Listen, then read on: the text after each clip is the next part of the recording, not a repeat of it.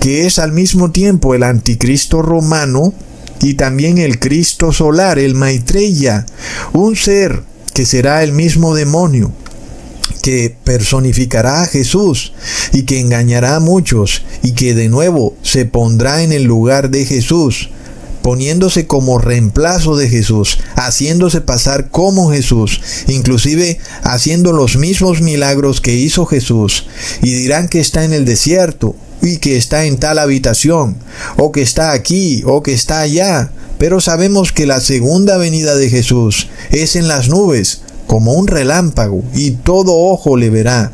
Pero ahora vemos el no solo el anticristo romano, sino el Cristo solar. Pero además vemos también algo muy impresionante, hermanos. Aquí vemos que en el versículo 10 se nos revela la palabra anti, haciendo referencia a todos. Es decir, anti ya no es un individuo, ya no es Zacarías, ya no es Herodes, ahora es todos los que escogieron el engaño en lugar de o en reemplazo de la verdad, son los que se perderán para siempre. Entonces ahora anti traduce como todos, plop, es decir, encaja todo como un tremendo rompecabezas, hermanos, es de locos. Miremos que todo está muy claro.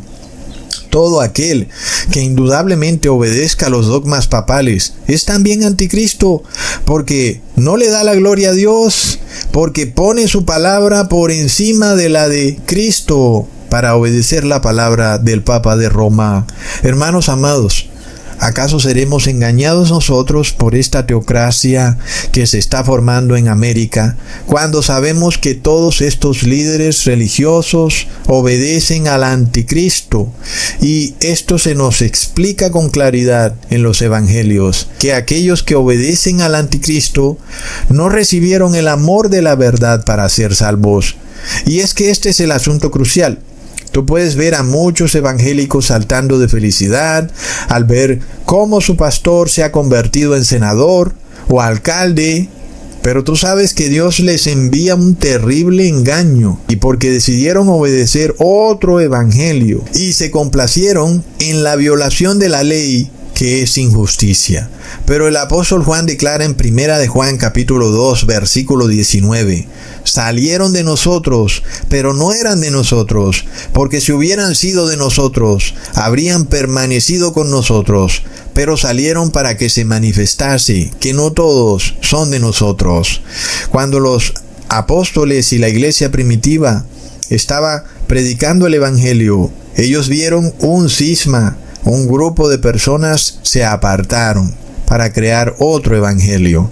Y de esa forma ellos sabían, estos que se han ido no son de nosotros, porque si realmente fueran de nosotros, se hubieran quedado con nosotros. Es algo que nosotros vemos también en nuestro grupo. Hay algunos que dicen: oh, yo me voy para seguir con el evangelio, pero en otro grupo. Y si es así, ¿por qué te vas? Entonces queda claro que si te vas, es porque nunca estuviste con nosotros. Es obvio, hermanos. Entonces se apartan del verdadero evangelio para recibir un falso evangelio lleno de ritos y ceremonias. Leamos en 1 de Juan, versículo 21 al 22. No os he escrito como si ignoraseis la verdad, sino porque la conocéis, y porque ninguna mentira procede de la verdad. ¿Quién es el mentiroso, sino el que niega que Jesús es el Cristo? Este es anticristo, el que niega al Padre y al Hijo. Nosotros esto lo hemos estudiado ya mucho, hermanos. ¿Qué doctrina con apariencia de cristianismo niega al Padre y al Hijo? No hay otra más que el dogma de la Trinidad, que solo reconoce a un único Dios, negando a Cristo, negando al Padre y negando al Hijo, porque ese Dios no es realmente Padre, es una manifestación, como si fuera Padre, pero no es Padre. Se manifiesta como Hijo, como si fuera Hijo, pero no es Hijo, no es ni lo uno ni lo otro, es solamente Dios. Es claro que niega al Padre y al Hijo. Leamos en Primera de Juan capítulo 4, versículo 2 al 3. En esto conoced el Espíritu de Dios.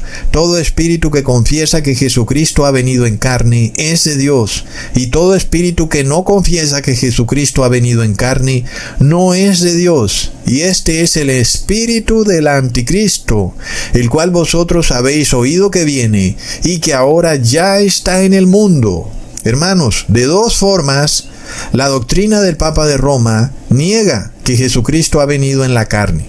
La primera es a través del dogma trinitario. Es evidente, porque dice que Jesucristo fue una manifestación de la Trinidad. Entonces, si Jesús fue una manifestación, realmente fue como una ilusión óptica, como una especie de acto de magia de un Dios que estaba vivo en el cielo y que realmente no murió, porque Él estaba vivo en el cielo. La segunda forma es cuando la Iglesia Católica declara que la Virgen María fue concebida por sus padres de forma inmaculada, de lo cual no hay prueba bíblica, lo cual quiere decir que Jesús nunca pudo heredar de su madre la carne pecadora y por tanto nunca pudo vencer al pecado, porque Jesús nunca tuvo carne pecadora, porque ¿de dónde la iba a sacar si su madre fue concebida libre de pecado? Plop. Entonces todos los que crean en la Trinidad o en la Virgen María tienen espíritu de anticristo, porque ponen su palabra en reemplazo de Cristo. Vemos que hay un reemplazo. La Virgen María es cointercesora.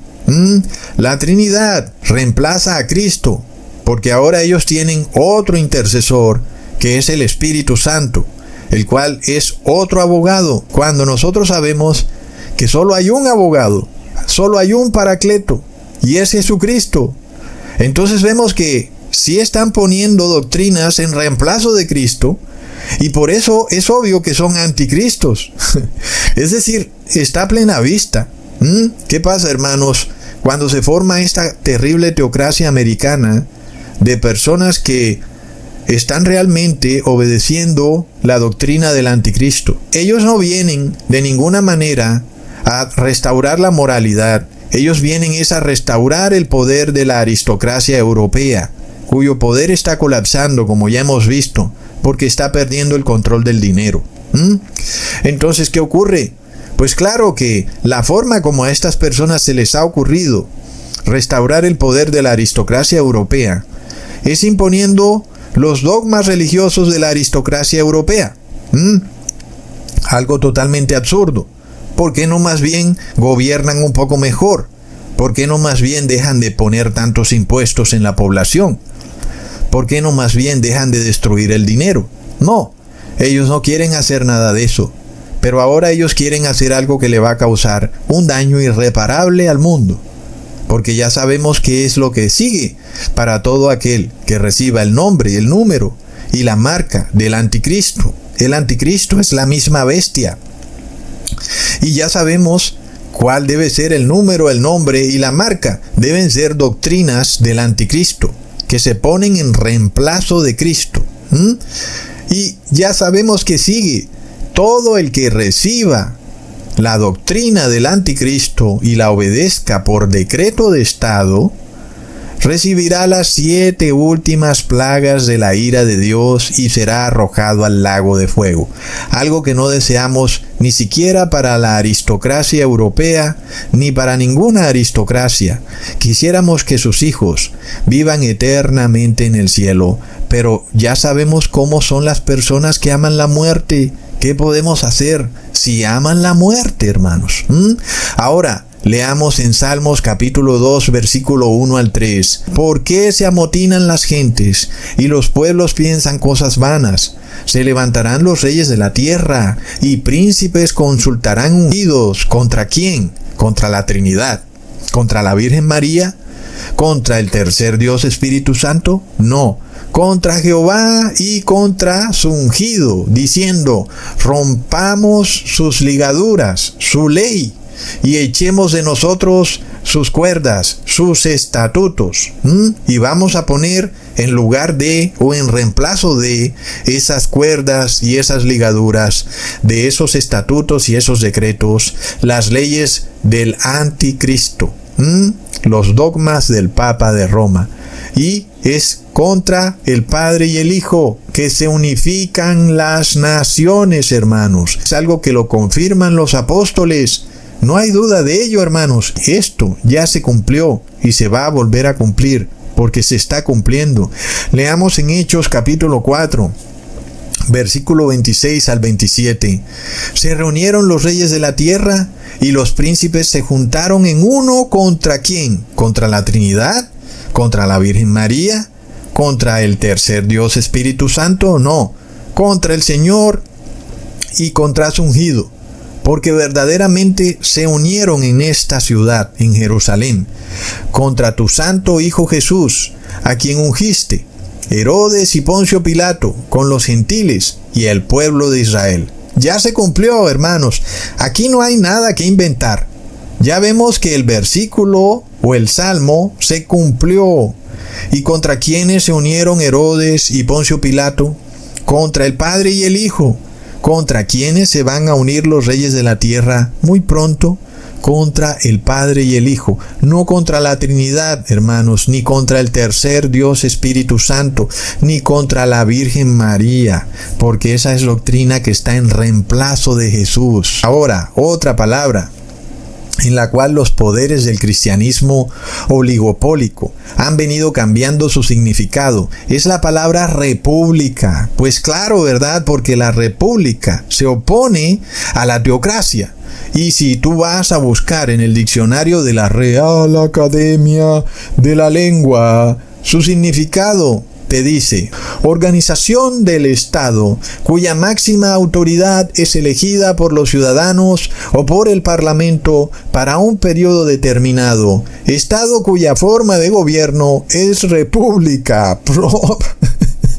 Por otro lado, Wikipedia define a una república como una forma de gobierno donde no hay rey que venga de la aristocracia o la oligarquía, sino que el gobernante es supuestamente elegido democráticamente. Es decir, que según Wikipedia, una república es una democracia, o tal vez al revés, una democracia es una república. Eso es totalmente incorrecto. Y es que hay un cambio del lenguaje, hermanos, porque claro, ellos te dirán: mira, pero es que nuestra teocracia es una democracia. Entonces nuestra teocracia no es una violación de la república, porque es una democracia. Pero una república no es una democracia.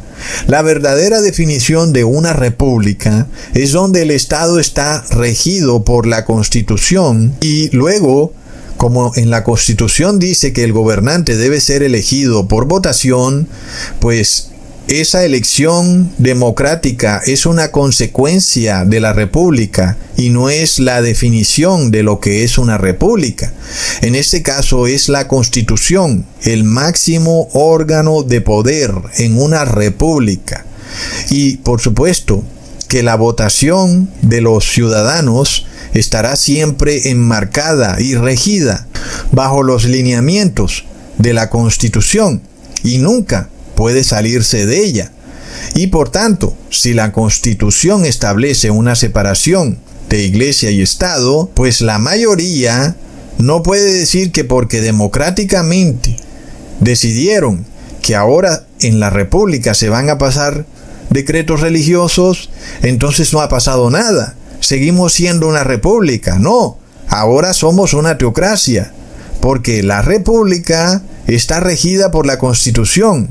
Y la Constitución dice que debe haber separación de Iglesia y Estado. Y si no hay separación de Iglesia y Estado,